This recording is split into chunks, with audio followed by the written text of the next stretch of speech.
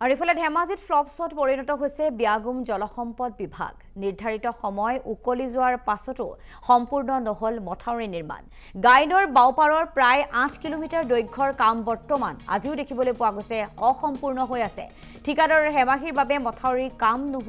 সম্পূৰ্ণ নোহোৱাৰ অভিযোগ উত্থাপন কৰিছে গাইনৰ মথাউৰি নিৰ্মাণৰ কামৰ বুজ ললে এজেৱাইচিপিৰ এটা সজাতি দলে নিৰ্মাণত জড়িত ঠিকাদাৰৰ বিৰুদ্ধে ব্যৱস্থা লোৱাৰ দাবী উত্থাপন কৰিছে অন্যথা তীব্ৰ গণতান্ত্ৰিক আন্দোলন গঢ়ি তোলাৰ হুংকাৰ প্ৰদান কৰিছে অসম জাতীয়তাবাদী যুৱ ছাত্ৰ পৰিষদে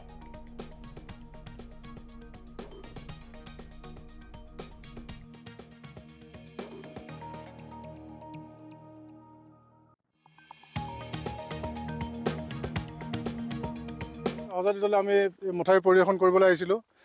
গাই নদীৰ পাৰত গাই নদীৰ যি মথাউৰি নিৰ্মাণ হৈ আছে এই নিৰ্মাণ প্ৰায় 8 কিলোমিটাৰ দৈৰ্ঘ্য আৰু তেখেতৰ সম্পূৰ্ণ আছে নিবিদা আপোনাৰ 31 কোটি টকাৰ আজি দেখিবলৈ পাইছোঁ মাৰ্চ মাহতে তেখেতলোকৰ যি কামৰ মানে ম্যাদ আছিলে ম্যাদ উকলি গৈছে আচলতে আজিৰ দিনলৈকে গাই নদী পৰিয়াল মানুহখিনি যে যি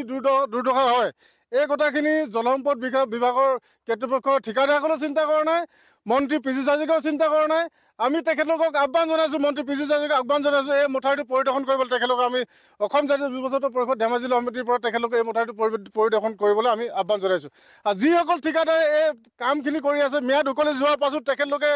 আচলতে মথাউৰিটো 30% কামো চাগে সম্পূৰ্ণ হোৱাগৈ নাই এই ক্ষেত্ৰত তেখেতলোকক ঠিকাদাৰসকলক তেখেতে বিহিত ব্যৱস্থা ল'বলৈ আমাৰ ফালৰ পৰা আমি দাবী জনাইছোঁ আমি মন্ত্ৰী পীযুষ হাজৰিকাক আমি বিভিন্ন সময়ত দেখি আহিছোঁ সামাজিক মাধ্যমত আমি দেখি আহিছোঁ তেখেতলোকে ঠিকাদাৰসকলক ইঞ্জিনিয়াৰসকলক তেখেতে কাম নকৰাৰ ধমকি দিয়া আমি দেখি আহিছোঁ কিন্তু তেখেতলোকক মন্ত্ৰী কথা নুশুনে নেকি ঠিকাদাৰসকলে সেইকাৰণে আমি অসম জাতীয় যুৱ ছাত্ৰ পৰিষদ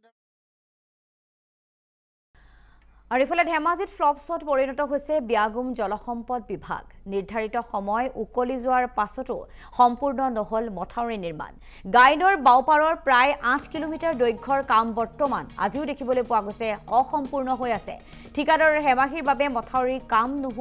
সম্পূৰ্ণ নোহোৱাৰ অভিযোগ উত্থাপন কৰিছে গাইনৰ মথাউৰি নিৰ্মাণৰ কামৰ বুজ ললে এজেৱাইচিপিৰ এটা সজাতি দলে নিৰ্মাণত জড়িত ঠিকাদাৰৰ বিৰুদ্ধে ব্যৱস্থা লোৱাৰ দাবী উত্থাপন কৰিছে অন্যথা তীব্ৰ গণতান্ত্ৰিক আন্দোলন গঢ়ি তোলাৰ হুংকাৰ প্ৰদান কৰিছে অসম জাতীয়তাবাদী যুৱ ছাত্ৰ পৰিষদে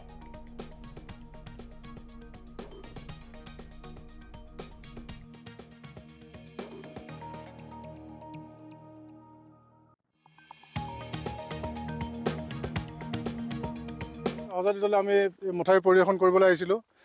গাই নদীৰ পাৰত গাই নদীৰ যি মথাউৰি নিৰ্মাণ হৈ আছে এই নিৰ্মাণ প্ৰায় 8 কিলোমিটাৰ দৈৰ্ঘ্য আৰু তেখেতৰ সম্পূৰ্ণ আছে নিবিদা আপোনাৰ 31 কোটি টকাৰ আজি দেখিবলৈ পাইছোঁ মাৰ্চ মাহতে তেখেতলোকৰ যি কামৰ মানে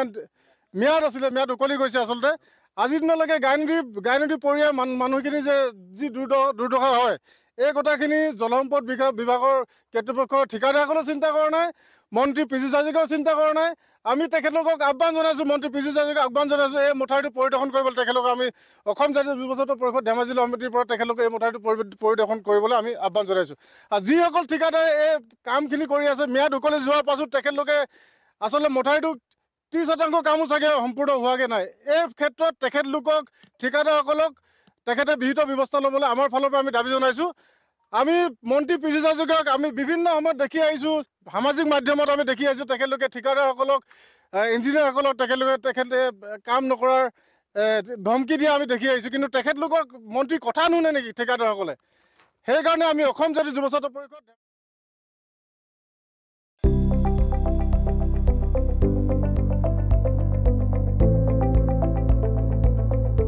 NB নিউজ সহজ সৰল ভাষাত নৱভাৰতৰ কথা।